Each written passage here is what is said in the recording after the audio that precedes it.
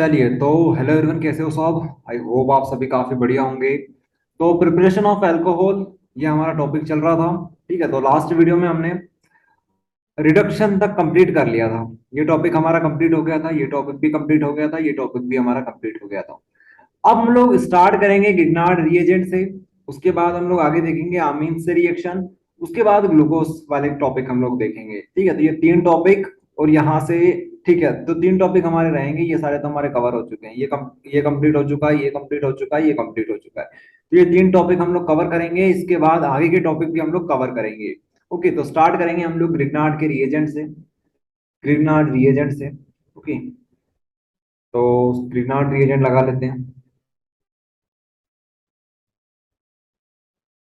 Grignard reagent. Okay, ये आने वाले रिएक्शन है। ठीक है, तो यहां से हमें स्टार्ट करना है, तो ग्रिग्नार्ड रिएजेंट।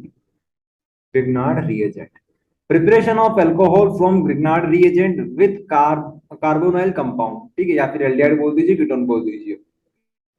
तो preparation of alcohol from Grignard reagent, किस तरह से हमें प्रिपेयर करना होता है, ये हम लोग देखते हैं। ओके, तो एक काम करते हैं, ब्लैक स्क्रीन ओपन कर लेते हैं, वहीं पे आपको समझाते हैं। उसके बाद आप लोग ये चीजें नोट कर लेना। तो यहाँ पे हेडिंग डाल देते हैं। ठीक है, क्या कर रहे हैं हम लोग? प्रिपेयर कर रहे हैं अल्कोहल को। किससे कर रहे हैं कंप्लीट इसे? हम लोग प्रिपेयर कर रहे हैं अल्कोहल को from Grignard reagent. Grignard reagent. Okay, Grignard reagent, Grignard's reagent.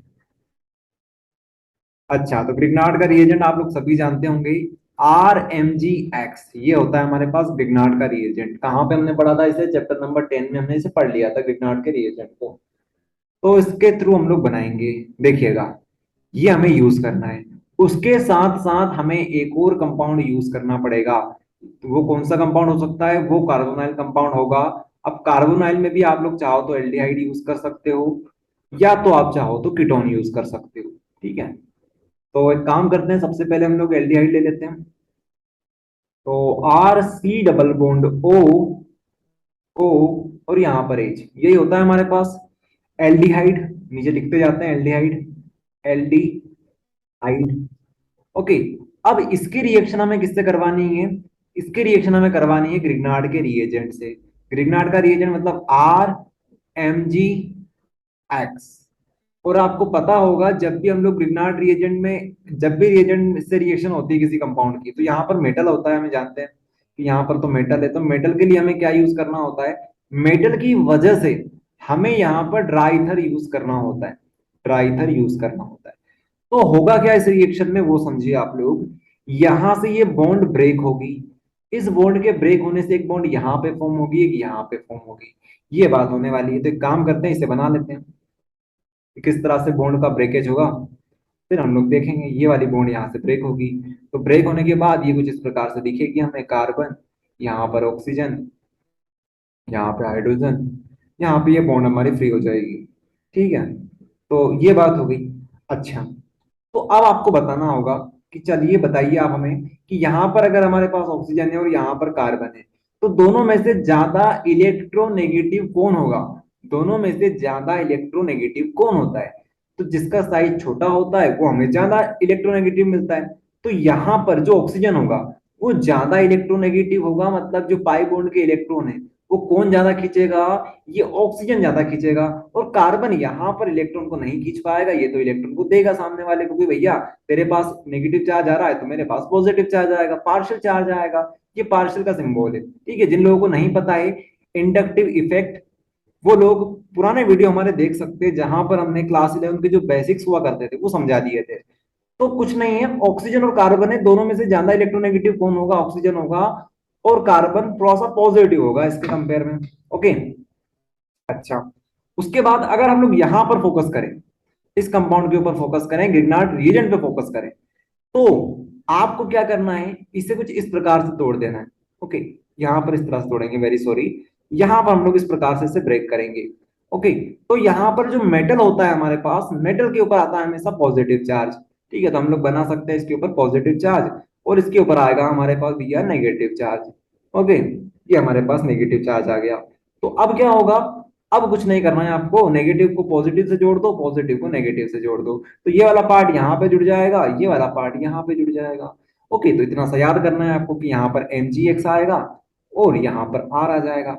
ध्यान रखना मेटल के ऊपर हमेशा पॉजिटिव चार्ज आएगा, तो हमने इसे पॉजिटिव दिया तो इसे नेगेटिव देना पड़ेगा, इस तरह से आप लोग समझिए। ठीक है, तो देखिए अब हमारे पास कुछ इस प्रकार का कंपाउंड बन चुका है, इसे हम लोग बोलेंगे intermediate compound. Intermediate intermediate compound मतलब ये हमारे पास फाइनल कंपाउंड नहीं है, ये हमारा इंटरमीडिएट है। ठीक है, अब आगे हम लोग क्या करेंगे, ग्रिग्नार्ड रिएजेंट में हमेशा अगर पहली स्टेप में कंपाउंड हमें नहीं मिल रहा है जो हम चाहते हैं, तो आगे की स्टेप में हमें पानी के साथ रिएक्शन करवा देनी है। पानी के साथ हमें रिएक्शन करवा देनी है एसिडिक मीडियम में। तो इससे क्या होगा, इससे क्या होगा, ये वाली बॉन्ड यहां से ब्रेक हो जाएगी, ये वाली बॉन्ड यहां से ब्रेक हो जाएगी। तो कंपाउंड बनाते हैं कि किस तरह से कंपाउंड आगे बनेगा, तो यहां पर बना देते हैं आर सी, यहां पर आर, यहां पर एच। ओके, यहां पर हमारे पास ओ आ जाएगा, यहां पर mgx आ जाएगा क्योंकि हमने इसे ब्रेक कर दिया, या फिर आप इस तरह से बना लीजिए mgx। ठीक है, mgx। तो अब यहां पर एक बॉन्ड फ्री हो गई है और यहां पर एक बॉन्ड फ्री हो गई है। ठीक है, कि mg के पास फ्री हो जाएगी और एक O के पास एक बॉन्ड फ्री हो जाएगी। तो अब हमारे पास है वाटर। वाटर क्या होता है, HOH। HOH। ठीक है, तो वापिस आप लोग करना चाहो तो इस प्रकार से कर सकते हो कि मेटल के ऊपर पॉजिटिव चार्ज, इसके ऊपर नेगेटिव चार्ज, उसी तरह से यहां से हम लोग ब्रेक करेंगे तो इसके ऊपर पॉजिटिव चार्ज और इसके ऊपर पार्शियल नेगेटिव चार्ज, मतलब ऑक्सीजन के ऊपर नेगेटिव चार्ज। तो बस जोड़ दीजिए नेगेटिव को पॉजिटिव से, पॉजिटिव को नेगेटिव से। तो यहाँ पर मेटल के पास पॉजिटिव है तो हम इसे नेगेटिव दे देंगे, OH वाला सेक्शन दे देंगे। और यहाँ पे क्या आ जाएगा, हमारे पास H आ जाएगा, तो ये हमारे पास एल्कोहल मिल जाएगा। इस तरह से हमें एल्कोहल बनाना है। ठीक है, तो ये हमारे पास 2 डिग्री अल्कोहल मिल जाएगा। आप इससे बिल्कुल करेक्ट कर सकते हो, सही से बना लीजिएगा आप लोग, मतलब अगर आप इसमें कंफर्टेबल ना हो तो इस तरह से आप लोग लिख लीजिए इसे, यहाँ पर H, फिर और क्या करोगे, ठीक है, आप लोग समझ जाओगे कि यहाँ पर 2 डिग्री अल्कोहल बन चुका है। ओके, 2 डिग्री अल्कोहल यहाँ पर बन चुका है। आया इतना समझ में आपको, बस इसी तरह से कंपाउंड आपको बनाना है। चलिए, तो मान लीजिए हमारे पास एल्डिहाइड में कौन सा एल्डिहाइड है, फॉर्मल्डिहाइड है हमारे पास। फॉर्मल्डिहाइड में यहाँ पर H होता है। ठीक है, अगर इस एग्जांपल के साथ चलोगे तो यहाँ पर R की जगह पर H आ जाएगा, यहाँ पर R की जगह पर H आ जाएगा। तो हमारे पास 1 डिग्री अल्कोहल मिल जाएगा। ठीक है, तो अगर आपको फॉर्मल्डिहाइड दिया हुआ हो तो 1 डिग्री बनेगा, अगर आपको कोई और एल्डिहाइड दिया हुआ हो तो 2 डिग्री बनेगा। ये बात यहाँ पे होती है। उसी तरह से आप लोग इसी रिएक्शन को किसके लिए कर सकते हो, कीटोन के लिए कर सकते हो। कीटोन के लिए भी सेम यही फंडा रहेगा। तो सबसे पहले तो आपको RMgx के साथ रिएक्शन करवानी है, उसके बाद पानी से रिएक्शन करवानी है। 2 स्टेप आपको करनी है, 2 स्टेप में ये फिनिश हो जाएगा। इस तरह से ग्रिग्नार्ड रिएजेंट की रिएक्शन कराई जाती है और आगे भी इस प्रकार की रिएक्शन आपको देखने को मिलेगी। जहां जहां पर ग्रिग्नार्ड रिएजेंट का टॉपिक आएगा उसी इसी प्रकार से हमें रिएक्शन करनी पड़ेगी। तो ध्यान रखिए, पहले हमें RMgx से रिएक्शन करवानी है, दूसरे स्टेप में अगर खत्म नहीं होता है तो फिर अगली स्टेप जो रहेगी हमारी, मतलब दूसरी स्टेप जो रहेगी हमारे पास, उसमें हमें पानी से रिएक्शन करवानी होगी। ठीक है, पानी और साथ में हमें लेना होगा H+। चलिए, तो ये हो गया हमारा फिनिश ग्रिग्नार्ड रिएजेंट। अब आप लोग नोट करना चाहो तो नोट कर सकते हो, अभी आपको नोट्स दिखा देते हैं। यहाँ पर आप लोग नोट्स देख लीजिए, यहाँ पर सारी बातें यहाँ पर लिखी हुई है। ओके, पढ़ लीजिएगा, नीचे नोट्स आपको आपके लिए हमने दे रखा है, नोट करके लिख रखा है वहां पर। Formaldehyde gives 1 degree alcohol, in the other case any other aldehyde gives 2 degree alcohol. Aldehyde अगर आप लोग फॉर्मल्डिहाइड लेते हो तो 1 डिग्री मिलेगा, बाकी कोई सा भी एल्डिहाइड ले लो। ठीक है, एसिटाल्डिहाइड ले लो, उसके बाद जो भी आगे आते हैं वो कोई से भी अगर लोगे तो वहां पर आपको 2 डिग्री मिलेगा अल्कोहल। ठीक है, करके भी देख सकते हो आप लोग चाहो तो। ओके, तो ये आप लोग नोट कर लीजिएगा। आगे बढ़ते हैं, अगली जो रिएक्शन है वो है हमारे पास from amine. From amine, preparation of alcohol from amine, primary amine बोल दो, अमीन बोल दो, विथ नाइट्रस एसिड HONO। देख लेते हैं किस प्रकार से रिएक्शन होगी। ओके, ये रिएक्शन को आपको दिखा देते हैं भैया ब्लैक स्क्रीन के ऊपर, फिर आप लोग नोट कर लेना। ये जो रिएक्शन आप लोग देखोगे ये मोस्ट इंपोर्टेंट रिएक्शन है, इसके ऊपर आप लोग लगा लीजिएगा स्टार। क्या नाम है इस रिएक्शन का, हम बोलेंगे प्राइमरी अमीन के साथ। फ्रॉम प्राइमरी अमीन, आप लोग हेडिंग अच्छे से डालिएगा, मैं यहाँ पर शॉर्ट में लिख रहा हूँ primary amine. From primary amine, primary Amin, primary अमीन मतलब कि 1 डिग्री अमीन। ओके, तो अमीन बना लेते हैं, RNH2, यही होता है हमारे पास अमीन। आमीन इसे बोलते हैं, ध्यान रखिएगा, ये क्या होता है हमारे पास, आमीन होता है। आप चाहो तो इसे एल्केन अमीन भी बोल सकते हो, एल्केन अमीन, एल्केन अमीन। ओके, तो अगर आपके पास अमीन दे रखा है तो आपको इसकी रिएक्शन करवानी होगी HONO के साथ। इसे हम लोग क्या बोलते हैं, nitrous, nitrous acid, nitrous acid. एक होता है HNO3, उसे हम लोग बोलते हैं नाइट्रिक, नाइट्रिक। दोनों में कंफ्यूज नहीं होना है आपको, ये होता है नाइट्रिक एसिड और ये होता है नाइट्रस एसिड। मतलब यहाँ पर दो ऑक्सीजन आते हैं, यहाँ पर तीन ऑक्सीजन आते हैं, बस इतना सा डिफरेंस है यहाँ पर। ठीक है, तो नाइट्रिक अलग होता है, नाइट्रस अलग होता है। चलिए, तो हम लोग इसे HONO लिख सकते हैं, आप चाहो तो इसे HNO2 भी लिख सकते हो, सेम वही बात है। बस रिएक्शन करवा दीजिए, तो कंपाउंड क्या मिलेगा आपको, कंपाउंड जो मिलेगा वो आपको दिखाते हैं। देखिए, इसकी एक ट्रिक होती है, इसकी एक ट्रिक होती है, कंपाउंड किस तरह से हमें मिलेगा। RNH2 हमने लिखा, अब ये जो HONO होनो है, इसको कुछ इस प्रकार से लिखिए कि एन के नीचे एन आ जाए, एन के नीचे एन आ जाए, जैसे इस तरह से एन के नीचे एन आ गया। बस इसको ब्रेक कर दो, इसको आप क्या करो, ब्रेक कर दो। तो यहां से एक कंपाउंड ये आपको दिख रहा होगा, क्या दिख रहा है आपको, ROH दिखा है आपको, ROH। उसके बाद N2 दिख रहा है आपको, उसके बाद आपको लास्ट में दिखेगा H2O। बस ये कंपाउंड आपको बन जाएगा, मतलब मिल जाएगा। ठीक है, तो यही है रिएक्शन, सिंपल रिएक्शन है और मोस्ट इंपॉर्टेंट रिएक्शन है, बहुत काम की रिएक्शन है। इसी रिएक्शन को हम लोग कहां पर देखेंगे, जब आपको आमीन पढ़ाएंगे। आमीन जब पढ़ाएंगे तो वहां पर भी ये रिएक्शन आएगी। ओके, केमिकल रिएक्शन के अंदर ये आएगी, तो इसे आप लोग नोट कर लीजिए। और ये इंपॉर्टेंट रिएक्शन है, कन्वर्जन में बहुत काम आती है। ठीक है, कन्वर्जन में बहुत ज्यादा काम आती है। चलिए, तो इतनी बात हो गई खत्म, तो ये टॉपिक भी हमारा होता है फिनिश। नेक्स्ट देखते हैं कौन सी रिएक्शन है। नेक्स्ट है हमारे पास फ्रॉम ग्लूकोज। ओके, तो ग्लूकोज से हम लोग क्या बनाएंगे, ग्लूकोज से हम लोग एल्कोहल बनाएंगे। एल्कोहल में कौन सा बनता है यहाँ पर, इथेनॉल बनता है। तो ये रिएक्शन समझाने वाली नहीं है, इसको याद करना पड़ेगा आपको, याद करना पड़ेगा, याद करना पड़ेगा। तो आपको ग्लूकोज लेना है C6H12O6, C6H12O6। यहां पर आपको आपको यहां पर क्या लेना पड़ेगा, यहां पर आपको एक कैटलिस्ट लेना पड़ेगा, जो कि कौन सा है, जाइमेज है। ठीक है, ये बायोमोलिक्यूल्स के अंदर आता है ये रिएक्शन। ठीक है, तो अभी आप लोग इतना समझिए कि ये कैटलिस्ट ही है। ओके, तो यहां पर क्या होगा, ग्लूकोज है, ग्लूकोज में आपने कैटलिस्ट यूज किया है जाइमेज। ओके, तो जाइमेज कैटलिस्ट क्या करता है भैया, इसको इथेनॉल में कन्वर्ट कर देता है। ठीक है, किस में कन्वर्ट कर देता है, इथेनॉल में कन्वर्ट कर देता है। और हमारे पास क्या मिलता है, कार्बन डाइऑक्साइड यहाँ से इनहेल हो जाती है, बाहर निकल जाती है। ओके, तो ग्लूकोज से आपने इथेनॉल बना दिया। रिएक्शन को आपको डायरेक्ट याद करना पड़ेगा। ओके, चलिए, तो इस प्रकार से ये रिएक्शन होगी, इसको आपको डायरेक्ट याद करना पड़ेगा। जाइमेस होता है एक हमारे पास, एक इन्वर्टेज होता है। ये हम लोग आपको आगे पढ़ाएंगे, अभी आप इतनी चिंता मत करो, अभी तो डायरेक्ट याद करो कि भैया ये कैटलिस्ट है, बायो कैटलिस्ट अभी बाद में पढ़ा देंगे आपको। लेकिन अभी आप इतना समझिए कि जाइमेस जो है वो एक कैटलिस्ट है, इसकी प्रेजेंस में ये रिएक्शन होती है। इसको आपको डायरेक्ट इसी तरह से याद करना है। और साथ में ये जो बैलेंस कर रखा है, ये भी आपको याद करना है, क्योंकि ये जो रिएक्शन है ये बहुत बेसिक रिएक्शन है, क्लास 10th में भी ये रिएक्शन आती है। ओके, तो इसे याद कर लीजिए आप लोग, ग्लूकोज से क्या बना हमारे पास, इथेनॉल बना। ओके, तो ये रिएक्शन भी होती है हमारी कंप्लीट। नेक्स्ट, अगली रिएक्शन नहीं है हमारे पास, अगला टॉपिक है जो कि है physical property of alcohol. Physical property of alcohol, ये जो क्वेश्चन है ये बहुत इंपॉर्टेंट क्वेश्चन है, 2018 में ये क्वेश्चन आया हुआ है, तो ये क्वेश्चन लगा लेते हैं। हमने ये क्वेश्चन परीक्षा बोर्ड से ले रखा है, तो आप चाहो तो वहां पर भी इसे चेक कर सकते हो।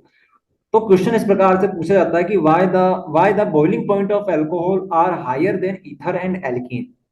या फिर क्वेश्चन कुछ इस प्रकार से भी पूछा जा सकता है कि C2H5OH एंड CH3OCH3, मतलब एक हमारे पास इथेनॉल है, एक हमारे पास है methoxymethane. Both have same molecular formula, but the boiling point of alcohol is 78.4 degree Celsius and boiling point of ether is -240 degree Celsius. Explain the reason, कि यहां पर ऐसा क्यों होता है। ओके, तो एक काम करते हैं, ब्लैक स्क्रीन ओपन कर लेते हैं फिर से, वहीं पे आपको समझाते हैं। तो यहाँ पर हम लोग रीजन जानना चाहते हैं कि अल्कोहल का बॉइलिंग पॉइंट ज्यादा क्यों होता है। ठीक है, बॉइलिंग पॉइंट की हम बात करेंगे। ठीक है, पॉइंट बॉइलिंग पॉइंट तो बॉइलिंग पॉइंट अल्कोहल का ज्यादा होता है, किससे, ईथर से। या फिर आप लोग कंपेयर ईथर से लिख लो, या फिर आप कंपेरिजन किससे कर सकते हो, ईथर से कंपेयर कर लो, या फिर आप लोग इथीन से कंपेयर कर लो। इथीन नहीं बोलेंगे हम लोग, एल्कीन बोल देते हैं, ठीक है, एल्कीन। तो ऐसा क्यों है, ऐसा क्यों है कि अल्कोहल का बॉइलिंग पॉइंट ज्यादा होता है इनके कंपेयर में? तो इसका सिंपल सा रीजन है हाइड्रोजन बॉन्डिंग। इसका जो आंसर होगा वो एक शब्द में अगर आप बताना चाहो तो हाइड्रोजन बॉन्डिंग, हाइड्रोजन बॉन्डिंग। अब आपको इसे एक्सप्लेन करना है 3 नंबर में, तो कैसे करोगे? देखिए अल्कोहल क्या होता है, ROH, ठीक है। तो जब, अंदर की कहानी आपको बता रहे हैं, जब इस प्रकार से अल्कोहल के जो एटम होते हैं इस प्रकार से अटैच हो जाते हैं, देखिएगा आप लोग, ये हमारे अल्कोहल के एटम्स हैं, ROH, ROH, ROH, मान लीजिए हमारे पास 3 एटम्स है।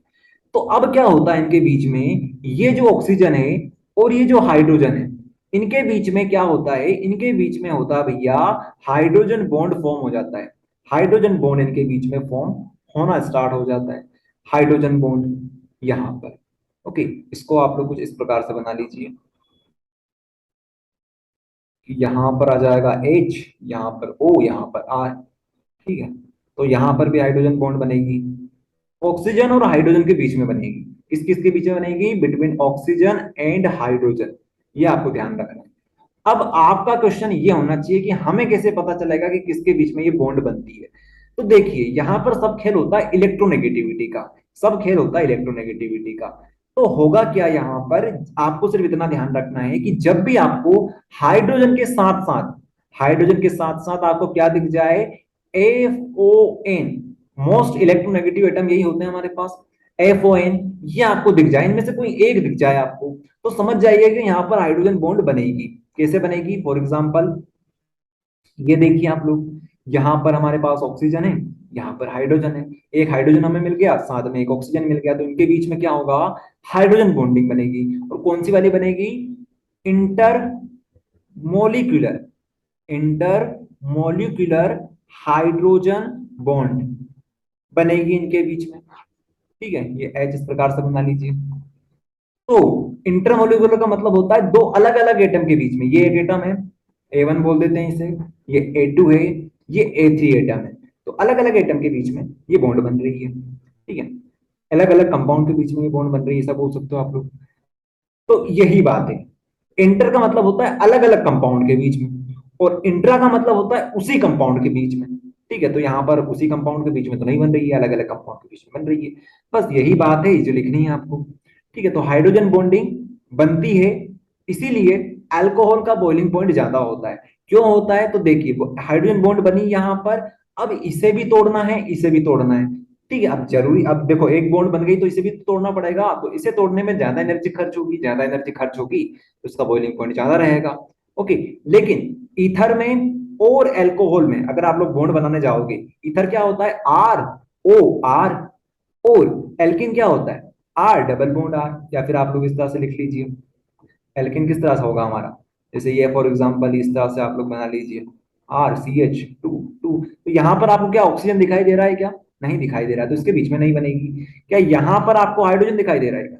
नहीं दिख रहा है आपको, तो यहां पर कंपाउंड में नहीं बनेगी हाइड्रोजन बॉन्ड। ओके, तो यही रीजन होता है कि ईथर में बॉन्ड नहीं बनती है, अल्कोहल में हाइड्रोजन बॉन्ड बनती है, ठीक है। इसीलिए यहां पर ये फिनोमिना हमको देखने को मिलता है। देख लीजिए आप लोग, क्वेश्चन आपके सामने है, इसे पढ़ लीजिएगा, याद कर लीजिएगा। ओके, डायग्राम भी आप लोग ये बना दीजिएगा, छोटा सा डायग्राम नहीं बोलेंगे, स्ट्रक्चर है एक, तो स्ट्रक्चर आप लोग बना दीजिएगा। चलिए, तो इस तरह से ये टॉपिक होता है हमारा फिनिश। आगे हम बात करेंगे केमिकल प्रॉपर्टीज ऑफ अल्कोहल, ठीक है, केमिकल प्रॉपर्टीज ऑफ अल्कोहल। तो इतनी प्रकार की प्रॉपर्टीज हमें पढ़नी है, डिहाइड्रेशन, ऑक्सीडेशन, डिहाइड्रोजनेशन, उसके बाद cleavage of ROH bond, cleavage of ROH bond, ये सारी रिएक्शन हमें अब देखनी है। ओके, तो ये सारी रिएक्शन हमें देखनी रहेगी, तो एक एक करके स्टार्ट करेंगे। वैसे इसमें से आपने ये वाली रिएक्शन तो पढ़ ली है पहले ही, ठीक है, HCl वाली, PCl3, PCl5, SOCl2, Dalton's method, ये तो आपका टॉपिक पहले ही फिनिश हो चुका है। ओके, तो इतना टॉपिक अब हमारा बाकी है। तो स्टार्ट करते हैं, कहाँ से स्टार्ट करेंगे? बिल्कुल बेसिक से स्टार्ट करेंगे, ठीक है। प्रॉपर्टीज ऑफ अल्कोहल यहीं से स्टार्ट करते हैं। तो जो ROH होता है, ओ एच। यहां पर क्या होगा, यहां पर इस आरओएच में क्या हो सकता है, इस आरओएच में दो बॉन्ड जो होगी, इस प्रकार से भी ये ब्रेक हो सकता है, यहां से भी ये ब्रेक हो सकता है, तो R plus O H minus में ब्रेक हो सकता है, या फिर ये इस प्रकार से भी तो ब्रेक हो सकता है, इस प्रकार से भी तो ब्रेक हो सकता है। तो यहां पर जो दोनों बॉन्ड है, ये वाली और ये वाली, दोनों में से कोई सी भी टूट सकती है, और अगर टूटेगी ये बॉन्ड तो अलग अलग प्रकार के कंपाउंड हमें मिलेंगे, रिएक्शन हमारे देखने को मिलेगी। ठीक है, तो यही बात हमने स्टार्टिंग में लिख दी है, आप लोग पढ़ लीजिएगा ऊपर। आरओएच में से दोनों में से कोई सी भी बॉन्ड ब्रेक हो सकती है। तो अगर दोनों में से कोई सी भी बॉन्ड ब्रेक होती है, इसका मतलब है कि बहुत सारे कंपाउंड यहां से बन सकते हैं। बिल्कुल, यहां से बहुत सारे कंपाउंड बन सकते हैं। तो ये रहेगा। तो अब हम लोग क्या करेंगे, हम लोग पहले कौन सी रिएक्शन करेंगे, पहले हम लोग ये वाली रिएक्शन करेंगे कि अगर अगर ये वाली बॉन्ड यहां से ब्रेक होती है तो कौन कौन से कंपाउंड हमें मिलेंगे वो देखेंगे। तो हमने पहला पॉइंट यही डाल रखा है, reaction due to cleavage, cleavage मतलब ब्रेकेज ऑफ आरओएच बॉन्ड, मतलब यहां से ब्रेक होगा। ओके, तो ये हम लोग देखेंगे, तो यहाँ पर हमें एसिडिक प्रॉपर्टी देखने को मिलेगी। ठीक है, क्योंकि H यहाँ से अगर ये टूटता है तो यहाँ पर H प्लस आएगा, यहाँ पर माइनस आएगा, तो मतलब H प्लस हमें मिल गया तो एसिड मिल जाएगा। तो एसिडिक प्रॉपर्टी यहाँ पर हम लोग देखेंगे, छोटा सा टॉपिक है, ज्यादा बड़ा टॉपिक नहीं है। उसके बाद ये वाली रिएक्शन देखेंगे, ये वाली। ओके, मतलब ये वाली यहाँ से बॉन्ड तोड़ दो, और ये तो हमने पहले ही कर लिया है ये टॉपिक, तो जिसमें हम लोगों ने क्या देखा था, लुकास रिएजेंट देखा था, PCl3 PCl5 देखा था, और क्या देखा था, PCl3 PCl5 और डाल्टन्स मेथड हमने देखी थी। ठीक है, तो ये टॉपिक तो हमने पहले ही कवर कर लिया है। उसके बाद हम लोग एलिमिनेशन मेथड भी देखेंगे, ऑक्सीडेशन रिएक्शन देखेंगे। ओके, और हेलोफॉर्म रिएक्शन अगर हमें देखना होगा तो देख लेंगे उसे भी, बाकी टॉपिक आपको हमने पहले ही एक्सप्लेन कर दिए। चलिए तो स्टार्ट करेंगे हम लोग सबसे पहले cleavage of R O H bond. ये वाली बॉन्ड का हम लोग क्लीवेज देखेंगे, यहां पर आप लोग देखिए, ये वाली बॉन्ड का क्लीवेज देखेंगे, आर ओ और यहां से एच। ठीक है, तो अगर ये बॉन्ड टूटती है तो कुछ इस प्रकार के हमें कंपाउंड देखने को मिलेगा, आर ओ एच है, R O minus H plus. ठीक है, H plus. Alcohols are weak acid even weaker than water, alcohols are weak acid even weaker than water. तो अगर ये बॉन्ड टूटती है तो हमें क्या देखने को मिलेगा कि अल्कोहल का एसिडिक कैरेक्टर भी होता है, हमें ये पता चलता है यहां से अगर ये बॉन्ड टूटती है तो। ओके, तो H प्लस हमें मिला, मतलब एसिडिक कैरेक्टर ये शो कर सकता है। एसिड क्या होता है, जो हमें आसानी से H प्लस दे दे, इसने दे दिया हमें H प्लस। ठीक है, तो यहां पर हमें एसिडिक कैरेक्टर देखने को मिलेगा, लेकिन ये वीक एसिड होता है, अल्कोहल जो होता है वीक एसिड होता है, पानी से भी कमजोर एसिड होता है, मतलब ये रिएक्शन स्टेबल नहीं है, इस डायरेक्शन में ये रिएक्शन स्टेबल नहीं है, ये वापस इस डायरेक्शन में चली जाएगी। थोड़ी सी देर के लिए हमें H प्लस देखने को मिलता है, उसके बाद वापस ये चला जाता है। ठीक है, तो ये रिवर्सिबल रिएक्शन है, इसलिए हम इसको बोलेंगे कि जो हमारा अल्कोहल होता है वो वीकर एसिड होता है। ये ऑब्जेक्टिव में आपसे पूछा जा सकता है भैया कि अल्कोहल वीकर एसिड है या स्ट्रॉन्ग एसिड है, फिल इन द ब्लैंक्स में आ सकता है ये, तो आपको वीक एसिड लिखना है। उसके बाद आपसे ये पूछा जाए कि बताइए वाटर ज्यादा स्टेबल है, मतलब वाटर का एसिडिक कैरेक्टर ज्यादा है या फिर अल्कोहल का एसिडिक कैरेक्टर ज्यादा है, तो आप लोग क्या बोलोगे, वाटर का ज्यादा होता है, अल्कोहल का उससे भी कम होता है, मतलब इस समझ सकते हो कितना वीक एसिड है ये। ठीक है, तो यहाँ पर ऑर्डर दे रखा है। एल्किन का पूछे, वैसे तो कोई नहीं पूछेगा एल्किन का आपसे, तो बता दीजिएगा कि एल्किन का क्या होता है, एल्किन से ज्यादा होता है, एल्किन से ज्यादा होता है अल्कोहल का एसिडिक कैरेक्टर, इतना भी कमजोर नहीं है, एल्किन से कमजोर नहीं है भैया। अल्कोहल है, कमजोर है, वाटर से कमजोर है, लेकिन एल्किन से कमजोर नहीं है। ओके, ये बात आप याद रख लीजिएगा। उसके बाद आगे क्या है हमारे पास, एसिडिक नेचर ऑफ अल्कोहल, कि किस तरह से हम बताएं कि कौन सा एसिड हमारे पास, कौन सा अल्कोहल हमारे पास कितना एसिडिक है, ये समझाते हैं आपको, ये टॉपिक समझाते हैं आपको। ओके, ये ऑब्जेक्टिव के लिए बहुत इंपॉर्टेंट टॉपिक है और काफी इजी टॉपिक है, इतना मुश्किल नहीं है। ठीक है, तो एसिडिक कैरेक्टर देखते हैं। एसिडिक कैरेक्टर किसका देखेंगे, एसिडिक कैरेक्टर ऑफ अल्कोहल।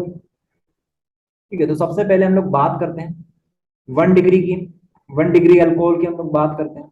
एक काम करते हैं, इसे इस तरह से बना लेते हैं, कार्बन, यहाँ पर OH आ जाएगा, तो यहाँ पर हमें कितने हाइड्रोजन देने पड़ेंगे, 2 हाइड्रोजन। ये हमारा 1 डिग्री अल्कोहल है। ठीक है, तो यहाँ पर क्या होगा, अगर हम लोग यहां से इसको OH इस तरह से लिख लेते हैं, O एंड H, अगर ये वाली बॉन्ड को हम ब्रेक करते हैं तो क्या बनेगा, R C H two, R C H two O और यहाँ पर H प्लस बनेगा।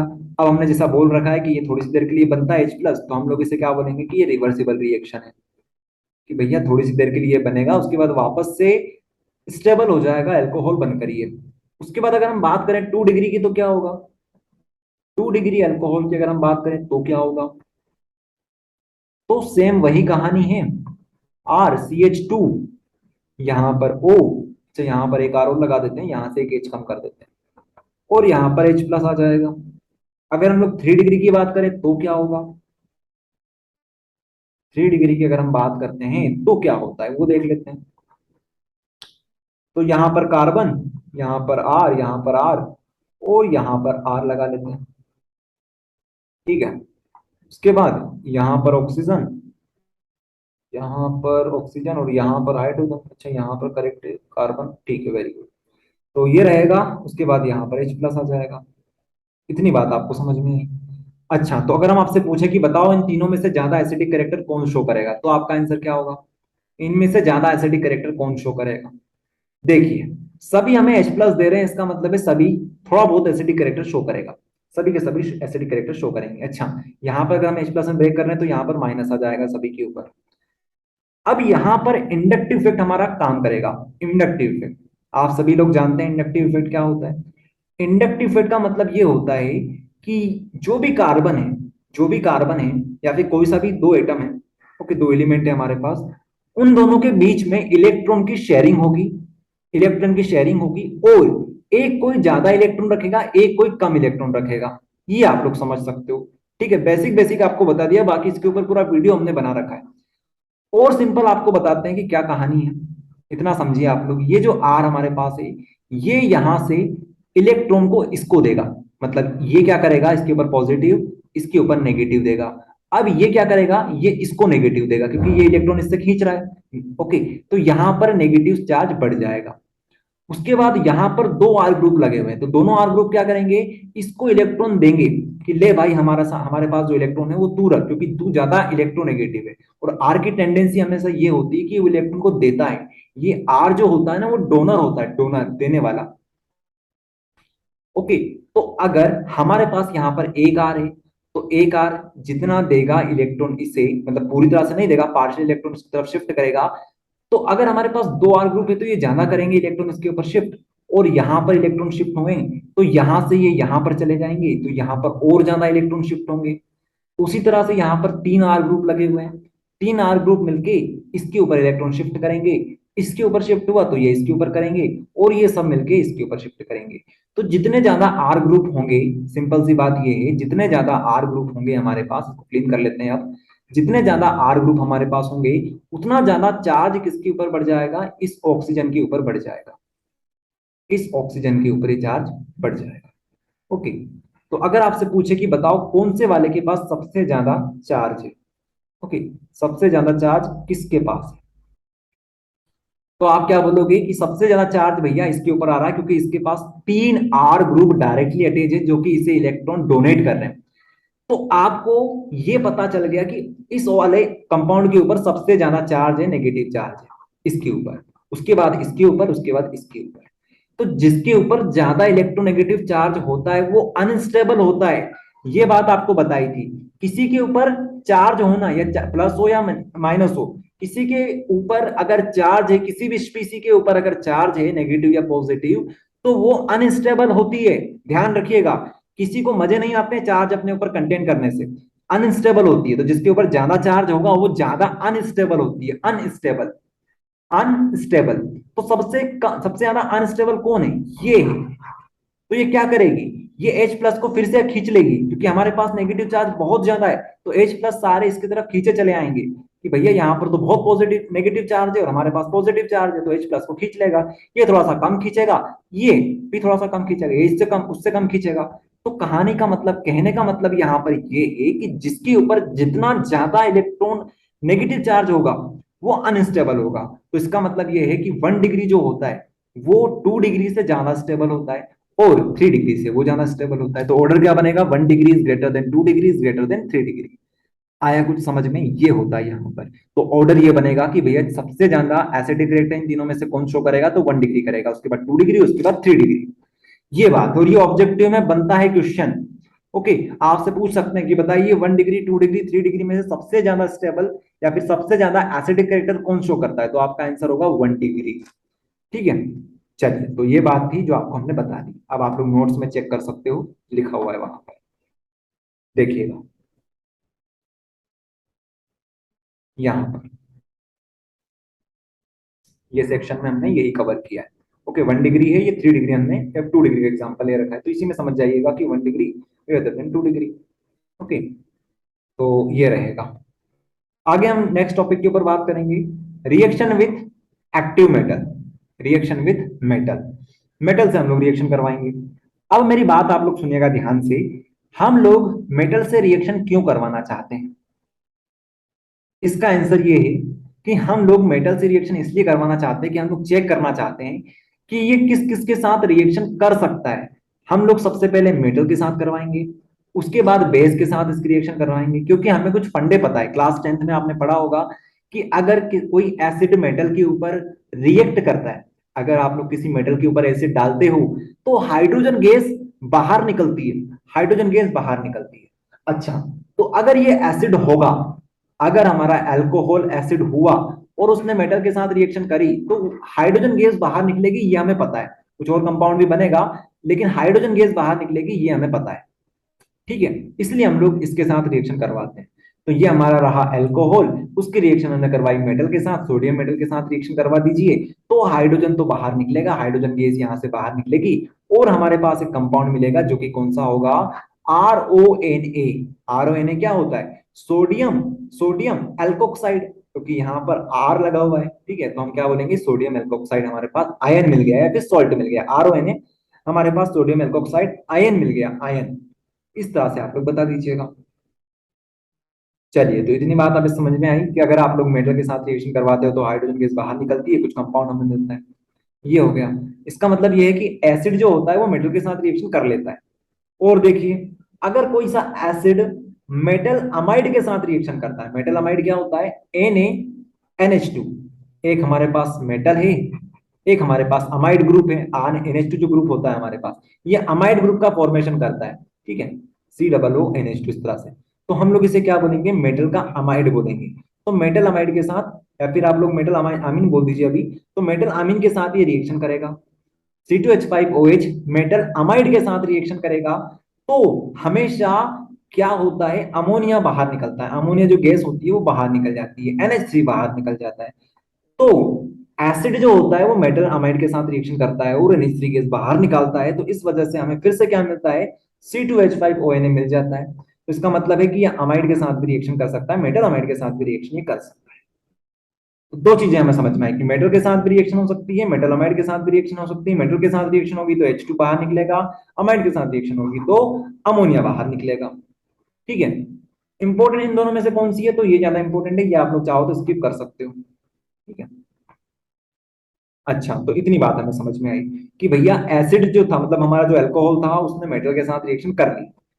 तो इतना समझ में आया कि चलो ठीक है भैया, एसिडिक कैरेक्टर तुम शो करते हो। अब पता चलेगा असली कहानी। अगर हम लोग एसिड के रिएक्शन बेस के साथ करवाते हुए तो हमें क्या मिलता है, सॉल्ट और वाटर मिलता है। क्लास 10th में हम लोग पढ़ रखा है, acid and base react to form salt and water, यही पढ़ते थे हम लोग। एसिड और बेस का अगर आप लोग रिएक्शन करवाओगे तो हमें सॉल्ट और वाटर मिलता है, acid and base react to form salt and water. अच्छा, तो हमारे पास एसिड है कौन सा, अल्कोहल हमारा एसिड है, तो हम इसे एसिड की तरह ट्रीट करेंगे। एल्कली मतलब वही हमारा बेस। ओके, तो बेस कौन से ले लेते हैं हम लोग, KOH ले लेते हैं, NaOH ले लेते हैं। तो हमारे पास वाटर मिलना चाहिए और सॉल्ट मिलना चाहिए, सॉल्ट कौन सा, C2H5ON है। ठीक है, जो देख रहे हैं हम लोग इतनी देर से, तो वही मिलेगा हमारे पास। तो क्या ऐसा होता है, तो ऐसा नहीं होता है, ये रिएक्शन नहीं होती है। क्यों नहीं होती है, इसका रीजन समझिए। क्योंकि यहां पर हमारे पास जो एसिड जो बताया जा रहा है, एसिड ये तो बहुत वीक एसिड है, आप लोग वीक एसिड ले रहे हो, और यहां पर जो बेस यूज कर रहे हो वो स्ट्रॉन्ग बेस यूज कर रहे हो। तो बताइए, वीक एसिड स्ट्रॉन्ग बेस के साथ कैसे रिएक्शन कर सकता है? This reaction is not happen because alcohol are not so strong acid then alcohol, sorry, base, alcohol are not so strong acid. ठीक है, इतनी सी कहानी समझिए आप लोग, यहां पर बात खत्म हो जाएगी। आया समझ में, ये रिएक्शन नहीं होती है। तो हमेशा ध्यान रखना, जो हमारा एसिड होता है, सॉरी, जो हमारा अल्कोहल होता है, वो बेस के साथ रिएक्शन नहीं करता है। ठीक है, बेस के साथ, स्ट्रॉन्ग बेस के साथ रिएक्शन नहीं करता है। इतनी बात आपको ध्यान रखनी है। ओके, तो ये हो जाएगा, ध्यान रखिएगा, ऑब्जेक्टिव में ये पूछा जा सकता है।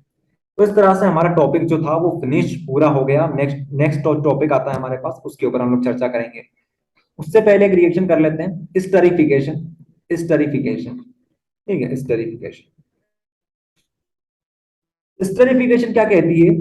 आप लोग सबसे पहले क्या ले लीजिए कि स्टर ले लीजिए। स्टरीफिकेशन आप लोग आगे भी पढ़ोगे और यहां पर भी पढ़ोगे। एक चैप्टर है आपका अगला वाला, एल्डिहाइड कीटोन कार्बोक्सिलिक एसिड। तो कार्बोक्सिलिक एसिड के अंदर ये रिएक्शन आती है हमारे पास, स्टरीफिकेशन।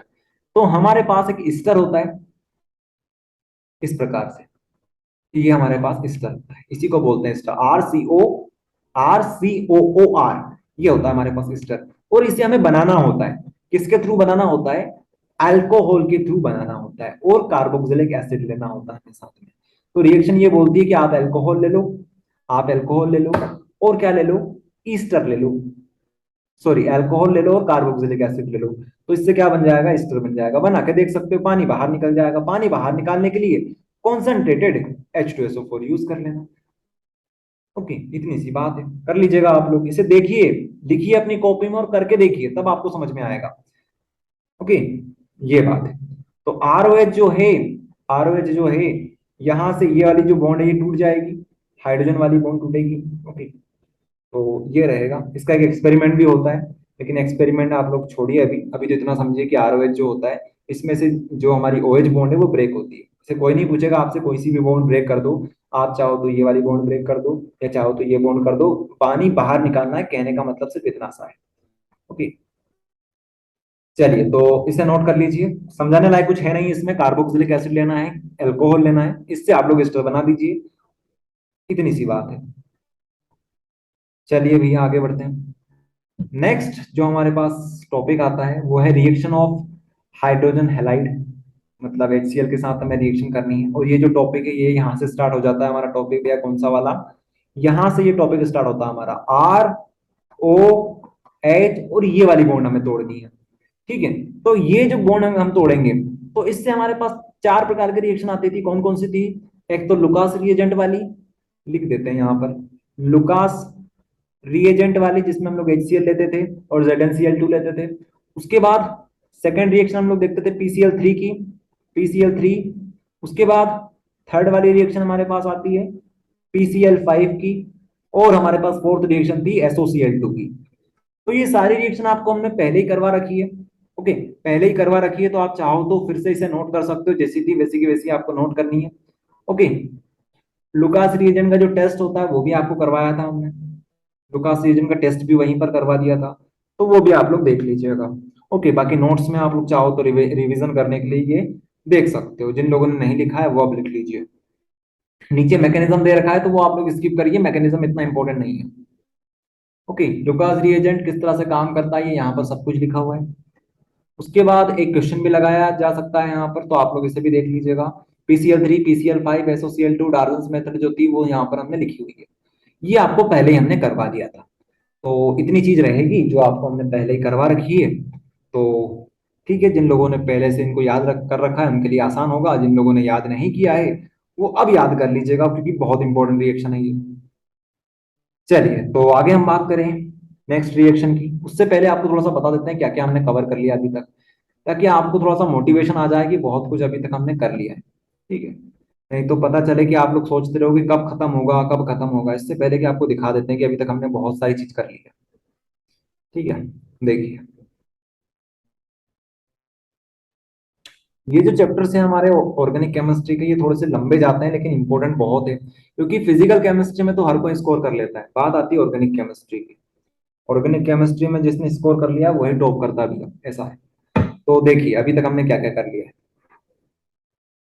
अभी तक हमने ये वाला टॉपिक पूरा कंप्लीट कर लिया, जिसमें एसिडिक कैरेक्टर देखा था, स्टरीफिकेशन जो मेथड थी वो भी हमने देखी थी, HCl, PCl3, PCl5 आपको पहले ही करवा दिया हमने। इससे पहले हमने प्रिपरेशन मेथड भी सारी कंप्लीट कर ली है। ओके, अब हमारे पास सिर्फ टॉपिक बचते हैं इतने सारे, ये कर लेंगे, इतने में काम हो जाएगा हमारा। ओके, डिहाइड्रेशन है, ऑक्सीडेशन है, और डिहाइड्रो जीनेशन है। ओके, तो डिहाइड्रेशन से स्टार्ट करेंगे, ऑक्सीडेशन देखेंगे और डिहाइड्रोजनेशन देखेंगे।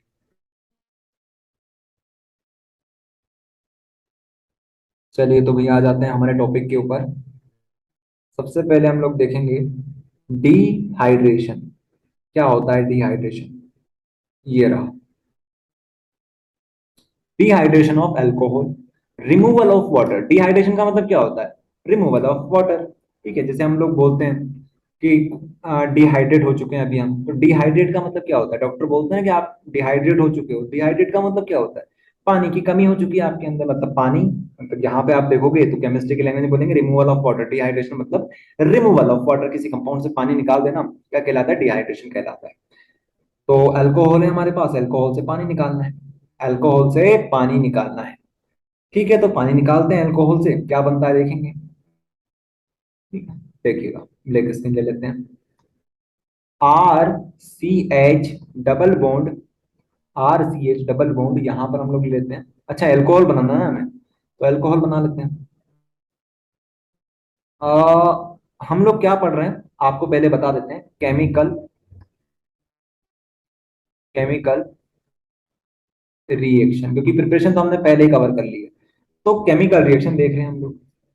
ओके, तो RCH एल्कोहल हमें बनाना है, तो एक काम करते हैं, यहाँ पर इस तरह से नहीं लिखते हैं, एक और कार्बन ले लेते हैं, या फिर आप चाहो तो उसको ऐसा लिख लो ताकि आपको ज्यादा समझ में आ जाएगा कि यहाँ पर कार्बन, यहाँ पे कार्बन, यहाँ पर हाइड्रोजन ले लेते हैं, एक हाइड्रोजन यहाँ पर, एक हाइड्रोजन यहाँ पर, एक हाइड्रोजन यहाँ पर लगा लेते हैं OH ग्रुप, यहाँ पर H, यहाँ पर H, क्या बन गया ये? इथेनॉल बन गया, इथेनॉल बन गया, इथेनॉल।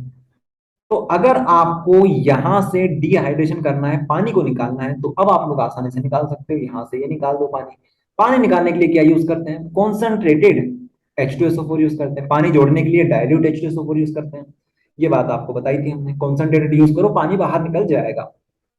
तो पानी बाहर निकालने के लिए हमने कॉन्सेंट्रेटेड H2SO4 यूज कर लिया। अब ये जो रिएक्शन होती है इसमें थोड़ी सी हीट चाहिए, हीट चाहिए, हीट गर्म करना पड़ेगा भैया, तभी पानी बाहर निकलेगा। तो कितना गर्म करना है? 443 केल्विन, इतना टेम्परेचर आपको देना पड़ेगा, तब जाके ये बाहर निकलेगा। 443 केल्विन, ये आपको याद रखना है। टेम्परेचर आपको हमने बोल रखा है 3 से 4 टेम्परेचर है, जो कि आपको पूरी ऑर्गेनिक केमिस्ट्री में याद करना है। तो इस रिएक्शन में टेम्परेचर का बहुत ज्यादा महत्व है। आपको 443 केल्विन यूज करना है, तब जाके ये रिएक्शन होगी कॉन्सेंट्रेटेड H2SO4 की प्रेजेंस में। तो क्या बनेगा? CH2 लिख लेते हैं, यहाँ पर CH2 लिख लेते हैं, और बीच में क्या होगा? ये बॉन्ड टूटेगी, तो यहाँ पर डबल बॉन्ड बन जाएगी। ठीक, इस तरह से आया सबको समझ में? ये रहेगा यहाँ पर, ये क्या बन गया हमारे पास? इथीन बन गया। तो हम लोग एल्कीन बना सकते हैं इस तरह से, एल्कीन बना सकते हैं। बाहर कौन निकलेगा? पानी निकलेगा। ये होती है रिएक्शन। बताइए क्या था इस रिएक्शन में? वाटर आपको बाहर निकालना है, कॉन्सेंट्रेटेड H2SO4 यूज करना है, 443 केल्विन आपको याद रखना है, इथीन यहां से बन जाएगा, एल्कीन बन जाएगा मतलब। ओके, तो इसे आप लोग नोट कर लीजिए। टेम्परेचर ध्यान रखना इंपॉर्टेंट है बहुत ज्यादा, टेम्परेचर बहुत इंपॉर्टेंट है यहाँ पर, ये लिख लीजिए आप लोग। ओके, सारी चीज यहाँ पर लिखी हुई है, नोट कर लीजिएगा। नेक्स्ट टॉपिक हमारे पास आता है oxidation of alcohol. Oxidation of alcohol, oxidation of alcohol. देखिए, ये जो टॉपिक है, ये उसी तरह से जैसे हमने देखा था रिडक्शन, एक होता है ऑक्सीडेशन, एक होता है रिडक्शन। तो रिडक्शन जब हम लोग कर रहे थे एल्डिहाइड कीटोन कार्बोक्सिलिक एसिड का, तो हम लोग एक यूज कर रहे थे LiAlH4 का, LiAlH4। ठीक है, और साथ में क्या यूज कर रहे थे हम लोग? NaBH4 भी यूज कर रहे थे। तो ये होते हैं हमारे रिड्यूसिंग एजेंट, ये होते थे हमारे रिड्यूसिंग एजेंट। अब हमारे पास ऑक्सीडाइजिंग एजेंट की जरूरत पड़ती है। तो ऑक्सीडाइजिंग एजेंट क्या होते हैं वो देखिए। तो K2Cr2O7 और KMnO4, यहां पर ये दो दो भाई आपको देखने को मिलेंगे। ये पिछली बार हमने क्या देखा था? LiAlH4 और NaBH4 देखे थे, ये दो भाई थे। यहां पर ये दोनों भाई हैं, इन दोनों में से किसी एक को यूज करना है। K2Cr2O7 है, K2Cr2O7 है, और KMnO4 है, KMnO4 है। ठीक है, पोटेशियम डाइक्रोमेट और पोटेशियम परमैंगनेट यहां पर लिखा हुआ है, आप लोग देखिए। इनको हमें एसिडिक मीडियम में यूज करना होता है, एसिडिक मीडियम में यूज करना होता है। ये बहुत इंपॉर्टेंट है, बहुत इंपॉर्टेंट है। ये जो कंपाउंड आप लोग देख रहे हो, कैटलिस्ट आप लोग देख रहे हो, ये बहुत इंपॉर्टेंट है। K2Cr2O7 KMnO4, ऑर्गेनिक केमिस्ट्री में आपको भर भर के देखने को मिलेंगे K2Cr2O7 KMnO4। इनके बिना आप लोग कन्वर्जन नहीं कर सकते। कन्वर्जन क्या होते हैं आपको आगे समझाएंगे, बहुत इंपॉर्टेंट है। ओके, तो ये बात होती है। अब हम लोग देखेंगे कि किस तरह से हम लोग अल्कोहल के थ्रू क्या कर सकते हैं। तो अगर आपके पास 1 डिग्री अल्कोहल है और आप लोग क्या यूज करते हो, K2Cr2O7 KMnO4 यूज करते हो, इन दोनों में से कोई सा भी यूज कर लीजिए। लेट से हम लोग यहाँ पर यूज करते हैं K2Cr2O7 यूज करते हैं। कौन सा मीडियम लेंगे हम लोग, K2Cr2O7। इसको क्लीन करके अच्छे से लिख लेते हैं। वैसे यहाँ पर लिखा हुआ है, यहीं पर लिखना है ये चीजें। ओके, तो यहाँ पर लिखेंगे K2Cr2O7 एसिडिक मीडियम के अंदर, और साथ में हम लोग यहाँ पर इस तरह से बना देते हैं कि यहाँ से हमें ऑक्सीजन मिल रही है भैया, ठीक है, क्योंकि ऑक्सीडेशन तो करना है हमें। इस तरह से हम लोग बना देते हैं। ओके, तो अगर 1 डिग्री होगा, अगर हमारा एल्कोहल 1 डिग्री होगा तो कार्बोक्सिलिक आपको बनाना है। अगर 1 डिग्री अल्कोहल होगा तो उतने ही कार्बन का आपको कार्बोक्सिलिक बना देना है, बिना सोचे समझे। ठीक है, बिना सोचे समझे आपको 1 डिग्री से कार्बोक्सिलिक एसिड बना देना है। अगर आपको K2Cr2O7 दिखे, और ये जो रिएक्शन है इसमें एक इंटरमीडिएट कंपाउंड भी होता है। कौन सा होता है, इंटरमीडिएट नहीं बोलना चाहिए, वो खुद में एक कंपाउंड है जिसका नाम है एल्डिहाइड। इस रिएक्शन के बीच में एक एल्डिहाइड भी बनता है, इन दोनों के बीच में एल्डिहाइड भी बनता है। लेकिन आप एल्डिहाइड K2Cr2O7 और एसिडिक मीडियम के थ्रू नहीं बना सकते। समझाएंगे इसको, अभी तो आप इतना ध्यान रखो कि अगर आपने 1 डिग्री यूज किया अल्कोहल तो कार्बोक्सिलिक बनेगा। 2 डिग्री यूज किया, 2 डिग्री अल्कोहल यूज किया तो क्या बनेगा, कीटोन बनेगा। क्या बनेगा, कीटोन बनेगा। 3 डिग्री यूज किया तो कुछ नहीं बनेगा, कुछ नहीं बनेगा। ओके, इतना याद रखना है, और इसको याद ही रखना है। सबसे बेस्ट तरीका होता है इसे याद रख लो। 1 डिग्री से कार्बोक्सिलिक, 2 डिग्री से कीटोन, 3 डिग्री से कुछ नहीं बनेगा। 1 डिग्री से कार्बोक्सिलिक, 2 डिग्री से कीटोन, 3 डिग्री से कुछ नहीं बनेगा। इस तरह से आपको इसे याद रखना है। अब बस आपको दिमाग इतना लगाना है, कार्बन गिन लो। एक कार्बन यहाँ पे होगा, एक यहाँ पे होगा, यहाँ पे होगा। तो इस तरह से आप लोग बना दीजिए। यहाँ पर आर लिखिए, यहाँ पर आर लिखिए, बीच में कार्बन लगा दीजिए। ठीक है, जितने carbon left hand side, right hand side भी उतने कार्बन लगेंगे। बस इतना सा आपको ध्यान रखना है। ओके, कार्बन में बिल्कुल कमी है, फिर ज्यादा नहीं होगा कार्बन। तो इस तरह से आपको ये रिएक्शन करनी रहेगी। ठीक है, चलिए, तो अभी आप लोग आगे देखिए। अभी इस टॉपिक को फिनिश नहीं करेंगे, अभी आपको और समझाएंगे। यहाँ पर आप लोग देख सकते हो, देखना है सिर्फ समझने के लिए तो आपको पहले ही हमने समझा रखा है। ये हमारे पास 1 डिग्री अल्कोहल है। ठीक है, तो होगा क्या, बीच में थोड़ी देर के लिए क्या बनता है हमारे पास, एल्डिहाइड भी बनता है। एल्डिहाइड बनता है, लेकिन ये रिएक्शन इतनी फास्ट होती है कि डायरेक्ट हमें क्या मिल जाता है, कार्बोक्सिलिक मिल जाता है। डायरेक्ट हमें क्या मिल जाता है, कार्बोक्सिलिक मिल जाता है। ठीक है, और ये जो रिएक्शन होती है प्राइमरी अल्कोहल के बाद हम लोग बात करेंगे सेकेंडरी अल्कोहल की। ये सेकेंडरी अल्कोहल है, यहाँ पे काट लेना है, सेकेंडरी अल्कोहल है। तो यहाँ पर हमें कीटोन मिलता है। क्या मिलता है, कीटोन मिलता है। लेकिन अगर आप लोग आगे इसको ऑक्सीडाइज करते हो, वैसे आप करोगे नहीं, इतना ही काफी है। अगर आगे आप लोग जानबूझ के करते हो, जानबूझ के करते हो, तो आपको कार्बोक्सिलिक मिलेगा। रिएक्शन कार्बोक्सिलिक पे जाके रुकेगी, नहीं तो नहीं रुकेगी। तो आप लोग सिर्फ इतना याद रखिए कि आपको यहीं तक याद करना है कि 2 डिग्री है तो कीटोन पे जाके रुक जाएगी, लेकिन 1 डिग्री हमेशा कहाँ पे रुकता है भैया, यहाँ पे जाके रुकता है। ओके, 3 डिग्री की बात करते हैं। 3 डिग्री की ऐसी कोई रिएक्शन नहीं होती है। 3 डिग्री के लिए कोई सी भी रिएक्शन नहीं होती है, नो चेंज। वैसा है वैसा का वैसे ही रहेगा, कोई चेंज नहीं आएगा, रिएक्शन नहीं होगी यहाँ पर। ओके, तो ये बात है। और आपको समझना है तो यहाँ पर देखिए, प्राइमरी अल्कोहल से एल्डिहाइड, उसका कार्बोक्सिलिक, सेकेंडरी से कीटोन, 3 से कुछ नहीं बनेगा। ओके, तो इतनी चीजें आपको समझा दी, अब तो आपको याद हो जाना चाहिए। ठीक है, याद हो जाना चाहिए, इसको याद कर लो। चलिए, तो इस तरह से ये हमारा कंप्लीट होता है। बस याद करो, कंप्लीट आपका। याद रखना, आपको यहाँ पर यूज क्या करना है, K2Cr2O7 KMnO4 यूज करना ही पड़ेगा एसिडिक में, एसिडिक मीडियम में। ओके, यहाँ पर नहीं लिखा है तो इसका मतलब है कि आपको पता है पहले से। चलिए आगे बात करते हैं। With red hot copper tube dehydration, removal of hydrogen, removal of hydrogen. क्या मतलब हुआ इसका, समझिए। ये नेक्स्ट टॉपिक है हमारे पास, वो वाला टॉपिक वहीं पर फिनिश हो गए। देखिए, ये हमारे पास है रेड हॉट कॉपर ट्यूब। ठीक है, रेड हॉट कॉपर ट्यूब, ये ट्यूब है हमारे पास, कुछ इस प्रकार से बना लेते हैं इसको। आप यहां से क्या पास करोगे और यहां पे आपको क्या मिलेगा, ये आपको समझना है। ओके, तो अगर आप लोग यहां पर 1 डिग्री अल्कोहल पास करते हो, ठीक है, तो आपको यहां पर एल्डी एल्डी एल्डी हाइड देखने को मिलेगा। ठीक है, अगर 2 डिग्री पास करते हो, 2 डिग्री अल्कोहल पास करते हो, तो क्या मिलेगा? 2 डिग्री अल्कोहल से आपको क्या मिलेगा भैया? 2 डिग्री से आपको मिलेगा कीटोन देखने को। उसके बाद अगर आप लोग यहां पर 3 डिग्री अल्कोहल पास करते हो, 3 डिग्री अल्कोहल पास करते हो, तो यहां पे आपको देखने को मिलेगा एल्कीन, एल्कीन, एल्कीन। ये रहेगा कहानी में ट्विस्ट।